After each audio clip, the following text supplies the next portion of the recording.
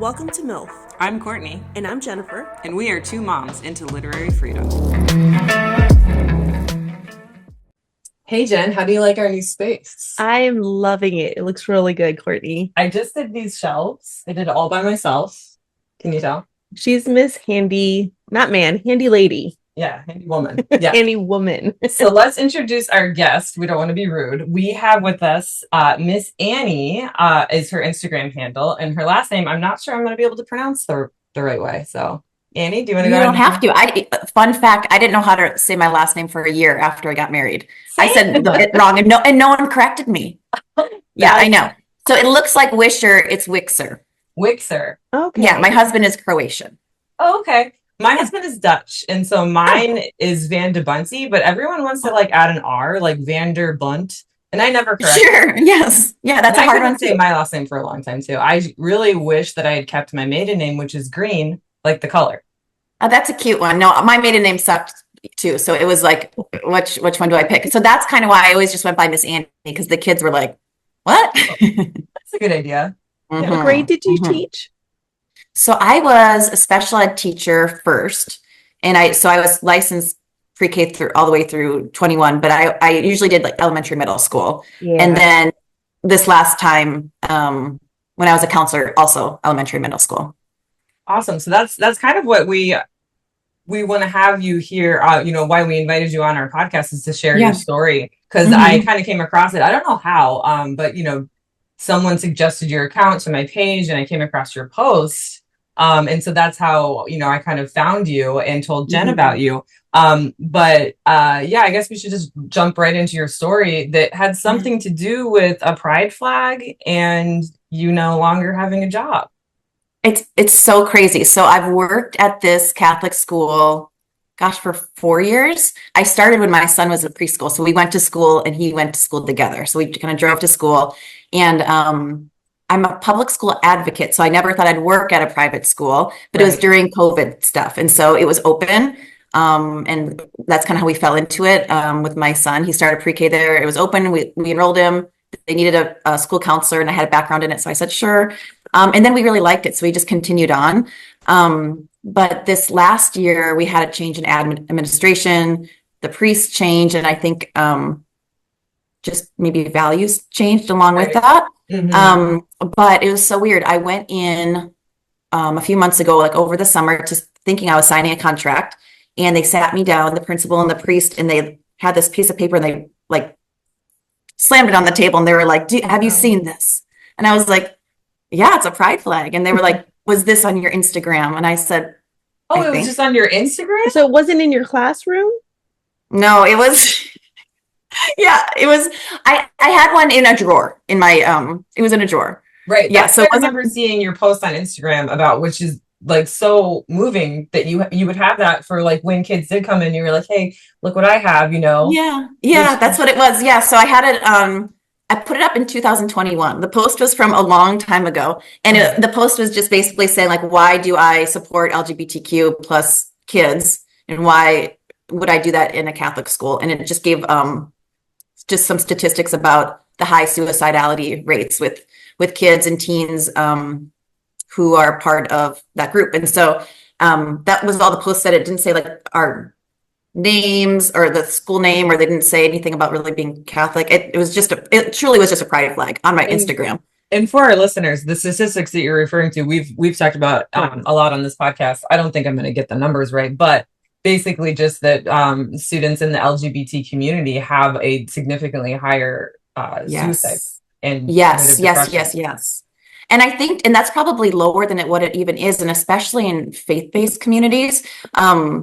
And that's kind of what I found working at this school, not as much elementary kids, but middle school kids oftentimes would come to my office and have a really tough time just with identity things, because their families also were quite conservative Catholic. A lot of our families were Hispanic conservative Catholic, and they really just didn't feel comfortable talking to anybody about it. And really, a lot of times Jennifer has talked about a lot on the podcast really is that intersection between like the Hispanic conservative culture and like what we're seeing today. And our culture is very machista. There's a lot of, men have to be strong and, very masculine. I get it. Well, and they didn't feel comfortable even just having these conversations. So it didn't even mean that they were gay or whatever. It was more just like, I'm just kind of wondering about this. And so when kids would come in, we'd just have pretty open dialogues. But anyway, it wasn't something I was teaching or flashing in people's faces. It was just a little open flag that I kept in my drawer. Right. Yeah. And so apparently a parent, which I think I know the parent, but they took a picture of it, sent it to the diocese in Charlotte, and the diocese apparently called the school and said, we're deeply concerned about this woman and her teachings, like she can't work there anymore. Now, as someone who is just very Catholic and religiously ignorant, what is a diocese? Is that like good question? And I have to preface with, I'm not the most Catholic person either. I'm like cafeteria Catholic. I grew up Catholic, and I've kind of always picked and choose what made sense to me. But so a diocese is kind of the top of what locally of what all of the churches around it kind of like if I would think of a school, you think of like a school district, right? Oh, so like there's a district and then there are all these different schools. Same with the diocese. So they are in charge of the local churches, but also if the church has a school, then so are they like the superintendent essentially? Yeah. Okay. Yeah. And so it's they very found out much, about I it. mean, yes, like Catholicism is very much like a pyramid. So you just kind of always you always have to listen to who's above you, really. Right. And so, so there's a diocese. I live in North Carolina, and so there's a diocese in Charlotte, which is what we're connected to. And then I know there's one in Raleigh, and so it just kind of outreaches depending on where you live. Got it. And so they found out that a parent was mad, right, about the pride flag. So, yeah. Do you think that it like maybe if it was sort of like a don't ask, don't tell situation, like if the parents weren't mad, but maybe someone knew you were like, you had a pride flag in your drawer, or you were having these open conversations, but parents weren't complaining about it, it would be a different story? Or do you think it would I think it's twofold. I think because of changes in who was like running our school, I think they weren't necessarily advocating for me as well. And so they got this call and they just kind of went with it. So there was that. And two, there's been a big shift. I would say it's just what I've noticed in Catholicism in general, but right now, and probably because politically what's going on, it's become very traditional in a lot of places where it wasn't before. So we're seeing a lot more people veiling. We're seeing a lot more people having more and more children, like a lot of people pulling out for homeschooling, and it just wasn't how I was raised. Catholicism. Isn't the new pope like super woke? Yeah, well, kind of, but I mean, yes, we're like we're going in the right direction. But we also have JD Vance, so it's like who, you know what I mean? And so it's just there's like this definitely like this split. And so the reason why I was always okay being at this school where I felt safe was because the people I knew were pretty progressive, and it was economically and ethnically so diverse. And so I thought, okay, like this is a super welcoming place. Like this, it's not a big deal. But I just have seen things change as the years have gone on. Yeah. When they presented you with the photo, did they give you an option like you have to delete the post or get rid of it, or it was just like you're done? You're done. Wow. Yeah, I know. So I usually I'm a talker. And so usually I have something smart to say, but I was so stunned by the whole thing that my mouth is like, what? So I think the only thing I was able to get out was like, what if I just like take it out of my class? Like, what if I just take the pride flag out, And they're like, no, the damage is done. So just to clarify, in this post, did you admit to having it in your drawer or something? Okay, that's why the parents were like, how dare she have something? Yes. Dangerous. And I think it's interesting too, because once it happened, it's a small school, so news spread. And so a huge portion of the school, the parents like wrote all these letters and signed it saying like, don't take Miss Annie away. And so it wasn't like it was a majority of people. And that made me feel really good, but it was just one or two who felt very deeply about that. Like, why should they win? Well, that's kind of what that's where a lot of parents are upset, because who I think it is, and the only reason I say this is because there have been other complaints this parent has made. Apparently there was like some scouts meeting and they were doing yoga beforehand, and she had called the diocese saying like, that's the devil's work. You can't keep doing yoga. The devil. Those pants are so tight. Yes, all of it was bad, and so we know who that person was, and they see meditation as like a big no. Oh, see, I don't know anything about which is again so strange because I grew up going to a Catholic church where there was yoga, like we had yoga in the like one of the rooms, so it's so strange to me. But yes, so apparently it's bad, and they took it out of the scout. They said, okay, yeah, you can't do yoga anymore. So they're listening to these certain voices, but not other voices. We see that a lot. Here locally, you know, all across state of Florida and all of the United States, we see like a very few amount of vocal moms who complain about everything, and they keep winning. It wasn't even a mom; it was some man who didn't even have kids, and like I think it was Broward or Brevard. He's got like 198 books banned, and he doesn't even have kids, and he was responsible for like hundreds of books being banned. Which good news, and I know I'm jumping around a lot, but did you see that a judge, I think it was a federal judge, blocked the woke act in Florida, the 1069? I did. Which what the 1069 bill is? It's basically the bill that says that like books like The Bluest Eye by Toni Morrison, or I think that was the specific example that they were using. It was like a Toni Morrison book. 1069 said that those books are inappropriate for school. Even though they passed the Miller test, and the Miller test is like a 3-pronged test where it's like, does it have literary value? Well, if it has literary value, then it's not, you know, even though there are descriptions of sexual assault, the book, you know, is still allowed to be in school. And so 1069 passed a couple of years ago, around 2021, which is when this was happening with you. That was like 2021 to 2024. Those like 3 years were very detrimental to to books and libraries and schools and even public libraries. But just recently, like a few days ago, which is how long it takes for this shit to actually go through the court system, which is so annoying. The judge said, no, you can't take books like this out because they passed. So the Miller test is still upheld. Yeah. So that's great news. Yes. But all these books they've already been removed from public schools. That's the thing. The damage has been done. And it's that, you know, that the schools aren't going to be like, okay, let's go back and get them all, because they're afraid of parents. And the funding's not there to buy all these books back. That's it. Yeah, that's it. So yeah. It's so true though. It's like these small voices, or they're not small, they're loud. They're loud voices, but they're representing the loud such a small minority. Portion. Or the loud and especially too, then within like this Catholic church, everyone is so kind and is taught to just kind of do as you're told. And so even the teachers, they all loved me and they all messaged me privately, but wouldn't put anything publicly, even today I had to go pick up my things. And that was very awkward. So I wore my pride shirt, but they even kind of just peeked out their classrooms and like did like a secret hi. It was so strange. I was like, oh, it was as if I committed a crime, but so. The crime of loving children and listening to them and actually seeing them for who they actually are. Yeah. Which brings me to one of our questions that we put on our agenda is, what do you think is the most important part of your work? So I was thinking about this, and I think any type of mental health in public, I should say public or private education, it's just the accessibility, because a lot of these kids and families don't have access to counseling because of money, insurance, or even just judgment around counseling. And so being able to meet kids where they all are coming anyways is such a important thing. And that's kind of why I got into it. I thought about going into like more of a private practice, but it's a different type of group who goes to private practice. And so the kids who I like to reach are the ones who wouldn't necessarily get it otherwise.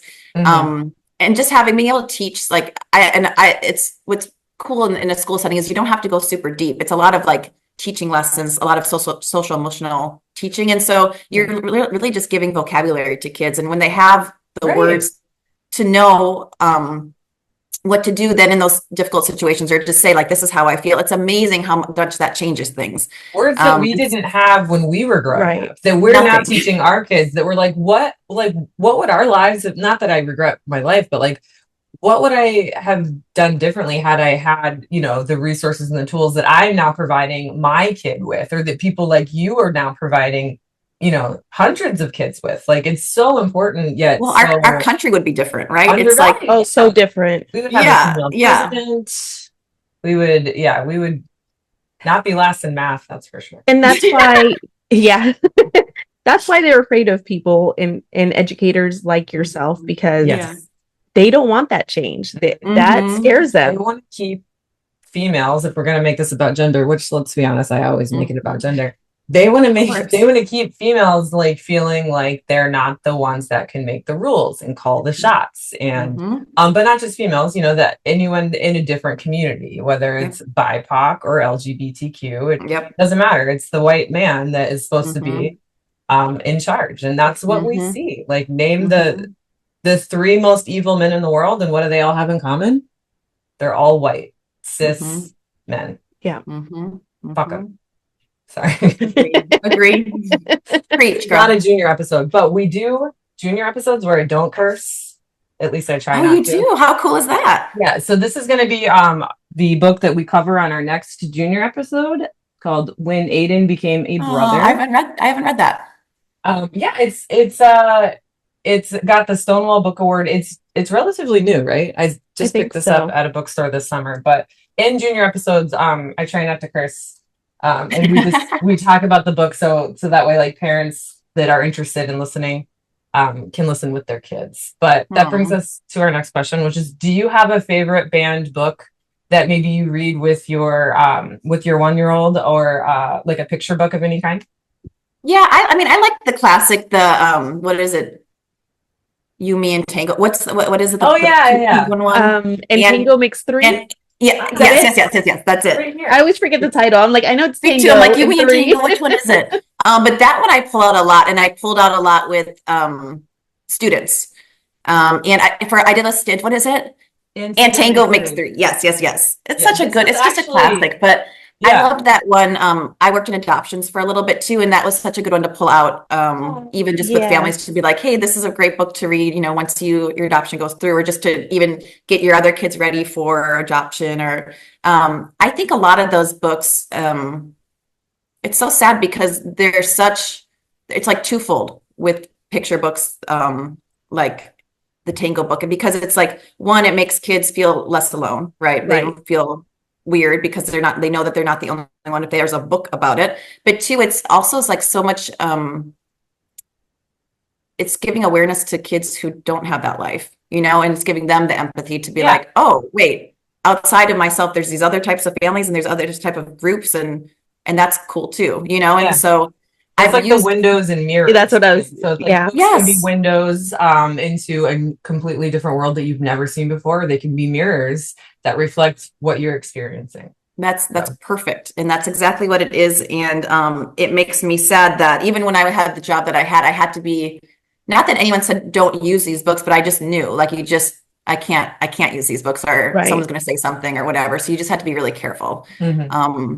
But yeah, so with books like that, I would, if parents did have questions about things, or like, oh, do you have other resources? I would just email them and be like, hey, these are some of the things that I've read to kids before and I like them. So, and we actually covered this book. It was one of the first ones I think we covered, because it's such a famous book. And this book is has a large part in the 1069 victory that we just saw, because I think it was like the author, or the public. It was Penguin Random House. I get confused because it's Penguin Random House. I'm like, is it the Penguin author, or is it the which penguin? Something with penguins. Penguins did it though, right? Yeah, the penguins did it. It was a few authors, and this author was one of them. Okay. Along with Penguin Random House, that filed the lawsuit, and so you know, essentially, penguins really saved it. They really are. Here's another one. Maybe that's why he had that thing against the penguins. You know, the island. The island. Yeah, I can't think of it right now. Like penguins. I'll have to come back to it. We do this a lot. This is another one that I really like. I don't think we've covered this one, but it's called A Day in the Life of Marlon Bundo, and it was written by John Oliver, who... Okay, I've heard of that one, but I'm not familiar with that one either. I mean, I haven't read it. It's about gay bunnies. It's great. I'm saying I love his little bow tie. You haven't read this? No. Bow tie's really cute. Yeah, John Oliver wrote it. He wrote it in response to Mike Pence, when Pence was the vice president, being all homophobic and whatnot. John Oliver wrote a book. Yeah. Okay. That's got to be a good one then. Oh, it's so good. My kids are older now, so they're like past this stage. But when they were little, they read this like every single night because it's such a funny book. Oh, they did. Oh, yeah. There's like so many cute little characters in it. There's like I gay love that. otters. There's like a gay wedding. Yeah. Oh, We should just cover this. Yeah, that's a cute one. I haven't seen that that's one. really So cute. Yeah. now moving forward, do you want to stay in education or does this kind of like turn you off? I don't, it's so hard because like my heart is in education. I've tried with so I have my MSW, it's Master's in Social Work. And so with that degree, it's really awesome because you can kind of bounce around places. So I've worked in hospitals, I've worked in adoptions, I've done like pediatric social work and all sorts of things. Wow. And I love all of it, but I end up always coming back to education because it's like, that's where my heart is. I feel like that's where I really shine. So I guess like this happening was just kind of like a bruise to my ego a little bit because for a while I was like, because it happened a few months ago. At first, it was like, well, if I was good enough, they wouldn't have fired me, right? Or like if I was thought of well enough, then they would have just not done that, right? And so obviously, I've done some work on that and like some healing with that, and I feel like that's not the case. But yeah, so that I've taken a few months just to kind of hang out. That's good.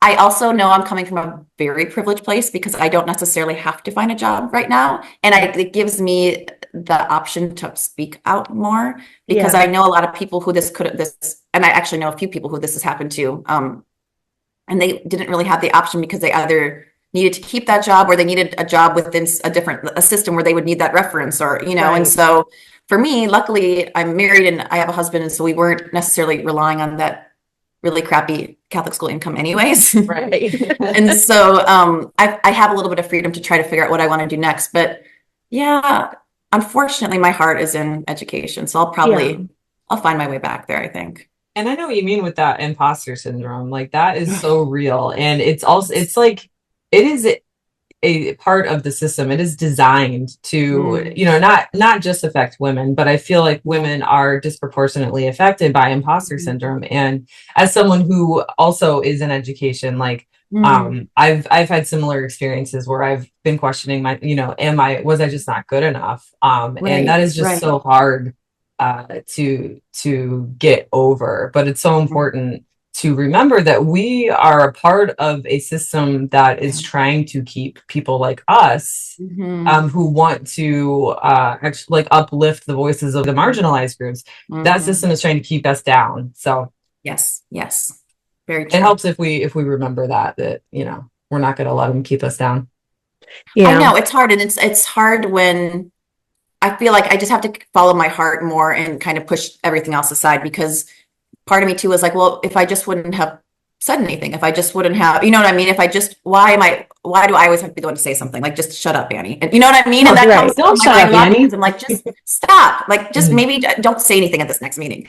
But I just can't help myself sometimes. And it's, again, I think it's because too, you're caring.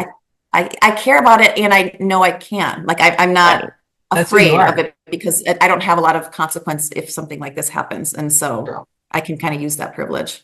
True. Absolutely.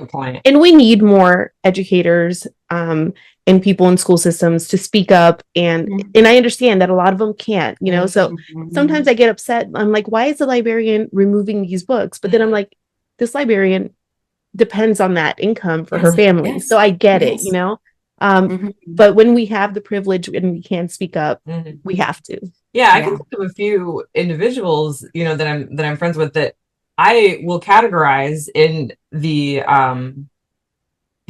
quiet majority, which, and I understand there are certain situations where like you rely on that shitty teacher's income, so you can't, take that away. But there are people I know that are no longer in education, but they've seen the injustices firsthand, but they're still part of the quiet majority. And it's like, what is it going to take for you to speak up against something like Randy Fine coming to our school, which happened yesterday? Randy Fine, disgusting politician, actually came into our children's schools without any parental notification or consent. Yes. And people are not as outraged as I am. And that makes what was he doing there?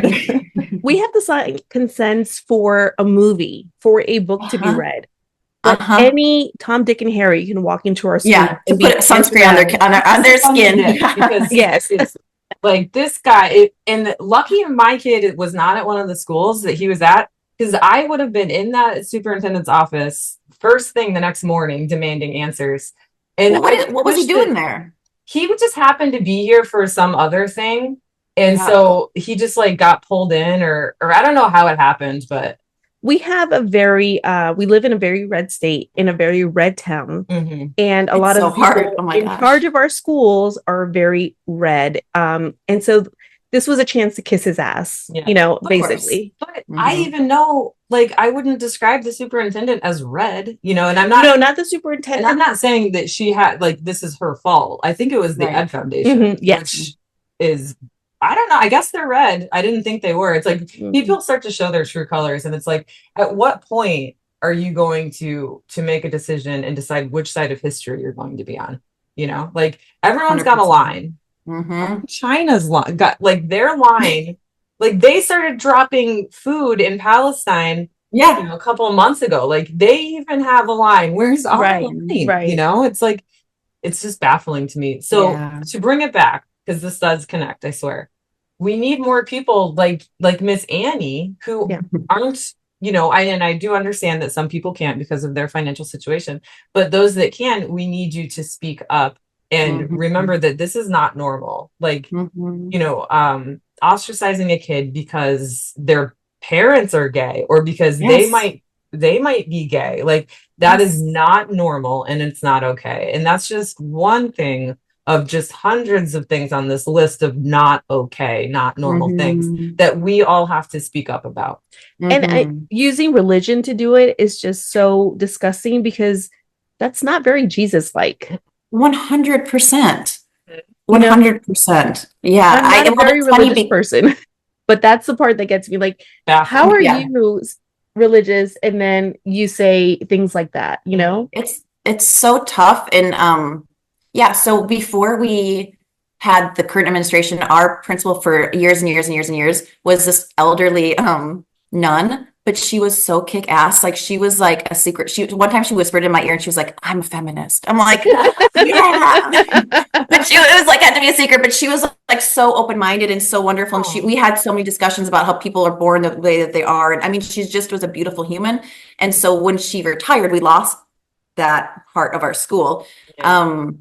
But it's really unfortunate. So she's like the version of Catholicism that I grew up with, and that's what I believe in. And so now it's kind of like you start almost questioning your own faith where you're like, wait a second, like I don't know. So at this point I just know that Jesus loves everybody and that's where I have to go. Like that's kind of where I'm at, and that's all I know. That's all I know right now. Yeah, the Jesus thing to me, like it doesn't make sense because like everything that he said and stood for and lived is just the complete opposite of what we're seeing. But they don't care and they know that. And like people are just inherently like lazy and they just kind of, they know the right thing to do and the right thing to say is, to speak up is just, it's too hard, right? It's hard and inconvenient. Yeah. Yeah. And it's much easier to just sit back and not have an opinion about it. Right. And to 100%. Let people use, Christianity as a tool to oppress people or to become powerful. And then you have the other side of things where you've got all these people that are just like sucked into this cult, this MAGA cult. Yes. Where it's like Donald Trump is the next coming of Jesus. Right. Even though he's nothing like Jesus. It's because they don't actually read the Bible. Like they don't actually, like they've forgotten. And it's just easier to just sit back and let things like Fox News tell you what to think and what to believe than to actually have critical thinking and like open the Bible and read the words in red. Because if you did, you'd be like, hey, this is the opposite of everything that I'm seeing. And that's 100%. Where critical thinking skills are so important in education today in our public schools and so lacking because we're banning books that promote it. Yes. Yeah, that's right. Yeah. But I know a lot of people who do read the Bible in and out, like pastors. My sister is married to a pastor, very religious, and she's not vocal about who she voted for. But, they always slip up and they like a post, and then you're like, oh, okay. I see you now. And so I know how she voted. And I'm just like, I don't get it. Yeah. You read your Bible, you shun people for things at at your church for doing the things that Donald Trump does, but then you turn around and voted for him and act like he's a saint. Yeah. It's because it's easier for them to not address the inner turmoil that they're most definitely feeling, but they're not going to tell anybody that they're experiencing like this. Like they have a voice in their head that's saying like, well, maybe I'm wrong, right? But it might be a tiny, small, quiet voice, but it's easier for them to just ignore that voice and just be like, I'm going to go with the majority here. I think it also has to do with them having bought into that mentality that there's a war on Christianity. Yes. And so they feel that fear. Yeah. There's no war there. Like it's self-made, you know, it's in their head. Yeah, I guess the LGBTQ community has struggled so much with this because Jesus didn't say like, hey, it's okay to be gay. Like he didn't outright say that, you know, in the Bible. You could argue that, you know, he believed that, but it's easier to say that like homosexuality is a sin, and that's very black and white for them, and that's easily digestible for them to be like, oh, that's bad, that's wrong, anything that has to do with that is wrong. Jesus said so, even though Jesus didn't say that. Right. Yeah. Anyway, we always talk about religion. Yeah. It's there. It's a big part of it. We don't know anything about it really either. Like I grew up at a church, but I didn't pay attention. Well, 100%. Yeah. So interesting. Like, I mean, and they don't teach the interesting stuff, like the interesting Bible stories. Then I would pay attention. They should lead with that. Yeah. So we kind of touched on this already. We talked about, you know, what your next step is. So you took your break. You took a step back. Are you feeling like energized now to like go find a job at a public school maybe? And yeah. So where I live now, so first of all, one of the consequences of me not being able to go back to the schools, my son couldn't really go back either. I didn't feel comfortable sending him back. So he's only known, he's in 3rd grade, but he's only known since he was 4, this tiny Catholic school. And so we had to transition him to public school this year. And that was a whole thing too. And he started Wednesday and it's been wonderful. Good. But I was so nervous for him because he's a very shy kid and thrived in that tiny environment, you know, but it's good. It's a good challenge for him. And it's good, honestly, for us to separate because we've been going to school together since he was 4. So, so he's going to a public school. That's been great. Our county right now, or our district, they are $50 million in debt because of some mismanaged funds. And so we're on a hiring freeze. So even if I wanted to work there, the first people who are getting cut are all of our special ed teachers, social workers, counselors. So the ones we need the most. I mean, yes, every position. That's what my background is, but we really do. Like that's need those the most. Yeah. Yes. So it's really bad right now where we live. I was like, this is an interesting time to send my son to public school, but yeah. So I don't know. And I also have a 1-year-old who, another issue where we live is there's lack of childcare. They have morning care like churches, but there's nothing else. And so I don't know. I've thought about lots of different things. Yeah, it's hard if you're, you know, having an 8-year-old and a 1-year-old, that really throws things a curve. Yeah. I was pregnant with my 3rd and last when I was a public school teacher for high school environmental science, and I was seriously out the door. And I showed a Bill Nye the Science Guy video. It wasn't Bill Nye the Science Guy. It was Bill Nye Saves the World. Have you seen those? Okay, I've heard that. I've heard of them. It's woke Bill Nye. That's what I've heard. Yes. Yeah. So we were just finishing up a unit on like feminism, because that actually is a like a standard in advanced placement environmental science is like, what if women ruled the world? Yeah. And the short answer is there would be a lot less hunger. Right. So like female empowerment would lead to more food production if they could own their own farms, you know, that kind of stuff. So Bill Nye had this episode about like gender and like how it's like a fluid scale. And so like I was like, oh, this is sort of related. So I just kind of threw it on while I was grading papers. And it was like a class of 5 or 6. It wasn't a very big class, 5 or 6 kids that were like juniors and seniors. One of the kids went home and told his dad about it, who freaked out, called the principal, demanded that I would be fired. And the principal's like, okay, you got it. I'll fire her right away. You'd already given your notice. I had already resigned. Wait, stop.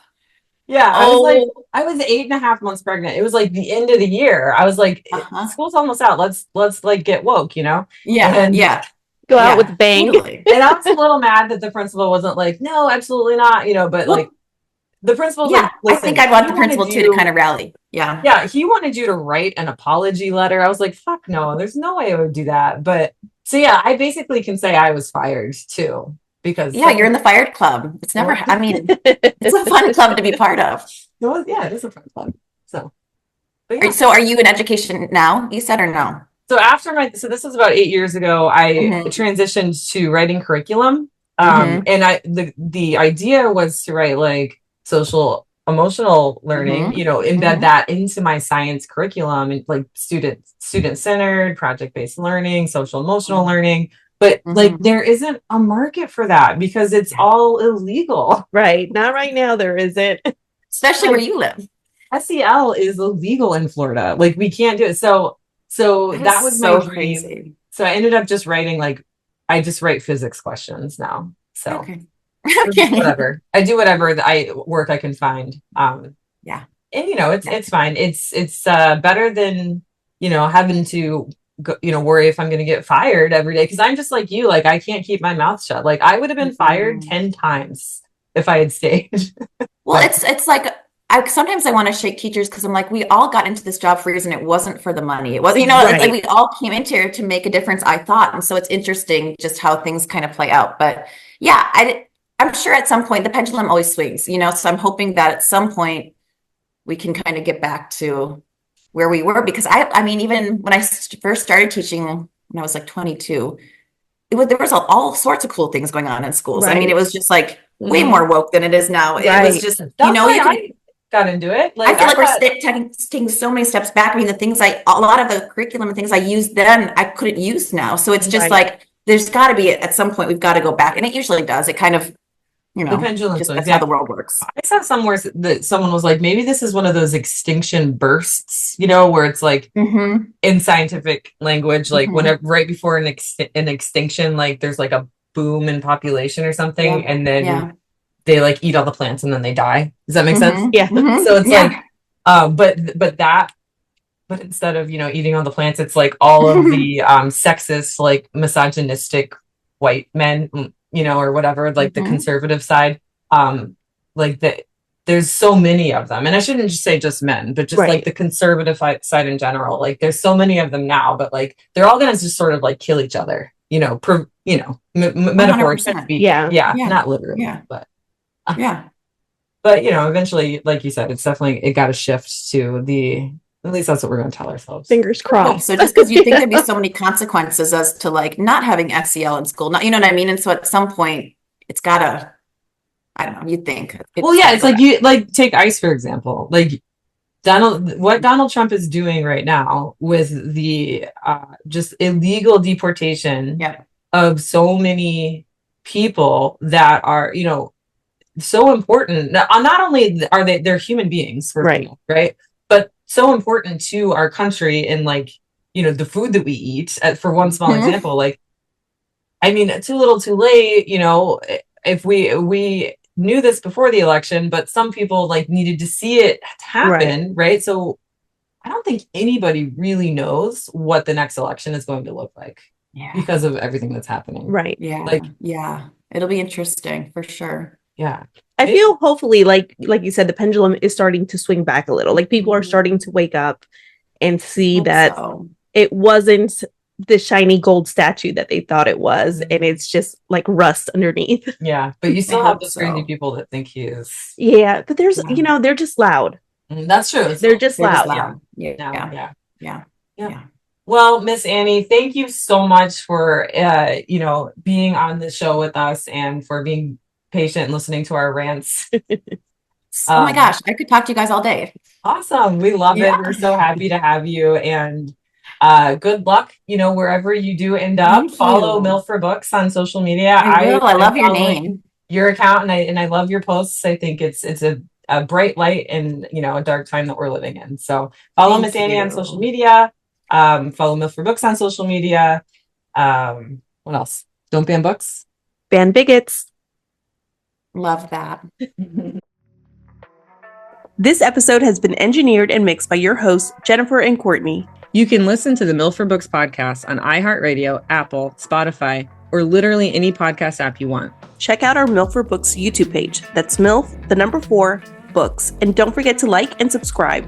Follow the show on Instagram, Threads, Facebook, and Blue Sky at MILF for Books. Again, that's MILF, 4, Books. But follow us on TikTok at Moms Into Literary Freedom.